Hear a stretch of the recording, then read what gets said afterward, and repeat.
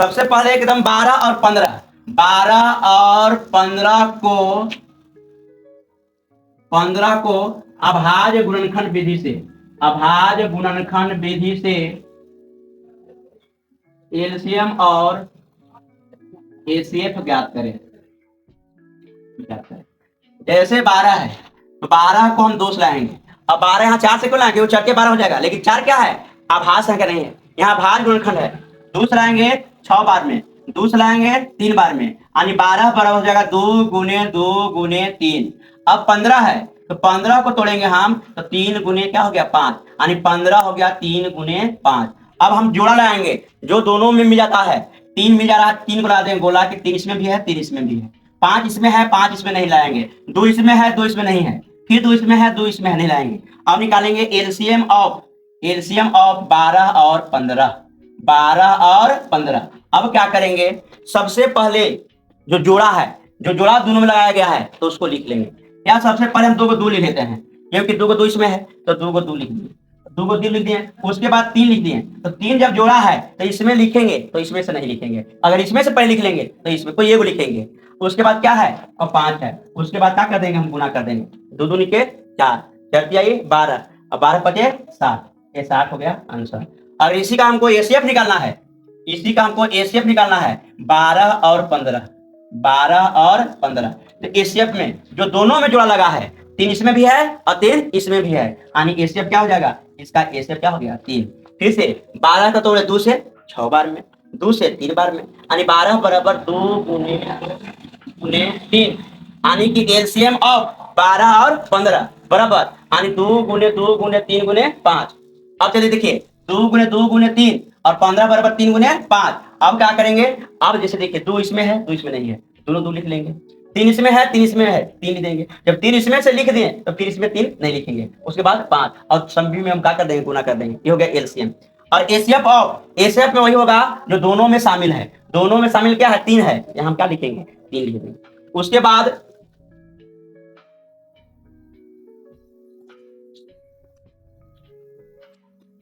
12 15 12 15 12 15 और 25, 12 15 और 25 को निकालना है। 12 15 25 को अभाज्य गुणनखंड विधि से एलसीएम और एसीएफ ज्ञात करें। तो 12 है तो 12 को फिर तोड़ेंगे, 2 6 का 12, 2 तिहाई 6, यानी 12 बराबर 2 गुने क्या हो गया 3। फिर लिखेंगे 15, 15 को तोड़ेंगे 3 और 5, यानी 15 बराबर क्या हो गया 3 गुने 5। फिर लिखेंगे 25 और 25 को लिखेंगे 5 गुने 5, यानी 25 बराबर हो गया 5 गुने 5। अब निकालेंगे क्या, एलसीएम ऑफ 12 15 और 25। पहले तीनों मिलाएंगे क्या मिल रहा है, इसमें 3 मिल रहा है तो इसमें 3 मिल रहा है, जोड़ा लगा देंगे।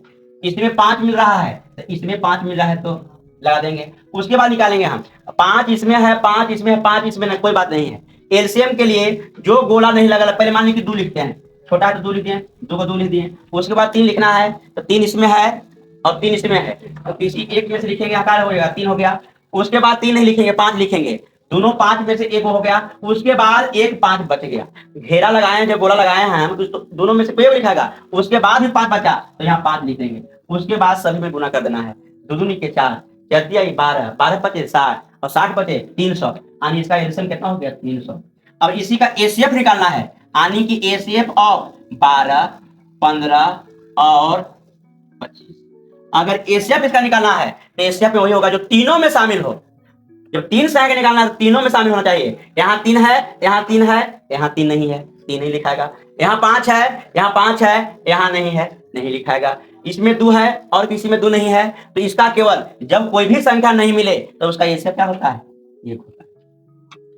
अब आगे चलते हैं फिर से, यानी कि 2 गुने 2 गुने 3 15 के 3 गुने 5, फिर 5 गुने 5, 3 3 मिल गया, 5 5 मिल गया, 2 को 2 नहीं मिल रहा है, 2 को 2 लिख लिए, 3 दोनों मिल रहा है, कोई एगो लिखाएगा, 5 दोनों मिल रहा है तो कोई एगो लिखाएगा। उसके बाद भी 5 बच गया, यहाँ 5 को लिख देंगे। उसके बाद हम बताते हैं 12 15